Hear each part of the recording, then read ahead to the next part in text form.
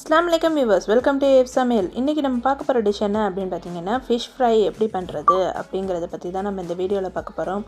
வாங்க நம்ம வீடியோக்குள்ளார போய் எப்படி சமைக்கிறது அப்படிங்கிறத பார்க்கலாம். இப்போ நான் 4 கிலோ வாவல் மீன் வாங்கியிருக்கேன். இதை நல்லா வாஷ் பண்ணி இந்த மாதிரி க்ளீனாக எடுத்துக்கலாம். இதில் வந்துட்டு ஃபஸ்ட்டு நான் உப்பு தான் சேர்க்க போகிறேன். தேவையான அளவு நம்ம உப்பு போட்டுக்கலாம். உப்பு போட்டுக்கிட்டு மஞ்சள்தூள் 1/4 டீஸ்பூன் போட்டிருக்கேன். அதோட மிளகாத்தூள் 2 டேபிள் ஸ்பூன் எடுத்துக்கலாம். நல்லா காஷ்மீரி சில்லி பவுடர் எடுத்துருக்கேன். அது வந்துட்டு 2 ஸ்பூன் இந்த மாதிரி நல்லா ஃபுல்லாக ஆட் பண்ணிக்கலாம். அடுத்ததாக ஜீரகத்தூள் எடுத்திருக்கேன். 1/4 டீஸ்பூன் ஜீரகத்தூள் எடுத்துக்கோங்க.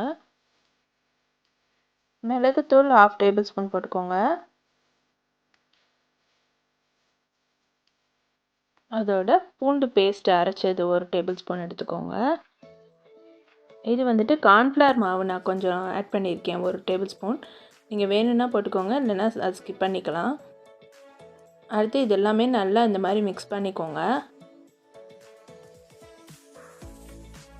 நல்லா ஃபுல்லாக மீனில் எல்லா பக்கமும் போகிறப்பல இந்த மாதிரி மசாலா ஃபுல்லாக நல்லா மிக்ஸ் பண்ணிக்கோங்க.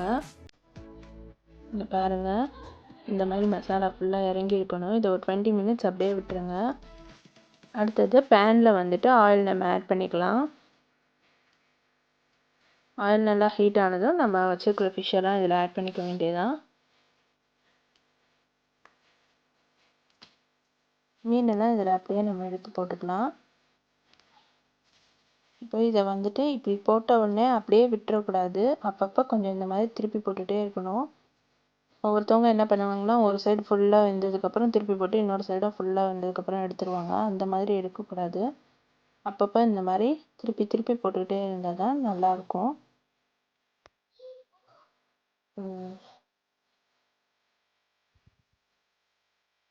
இங்கே பாருங்கள், ஃபிஷ் ரெடி ஆகிடுச்சு. இங்கே பாருங்கள், ஃபிஷ்ஷு நல்லா வெந்துடுச்சு. இப்போ நம்ம எடுத்துடலாம்.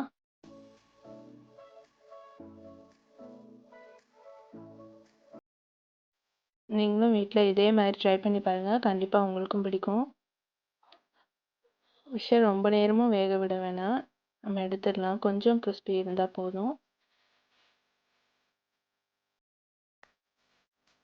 இதே மாதிரி நீங்கள் வீட்டில் ட்ரை பண்ணி பாருங்கள், கண்டிப்பாக உங்களுக்கும் பிடிக்கும்.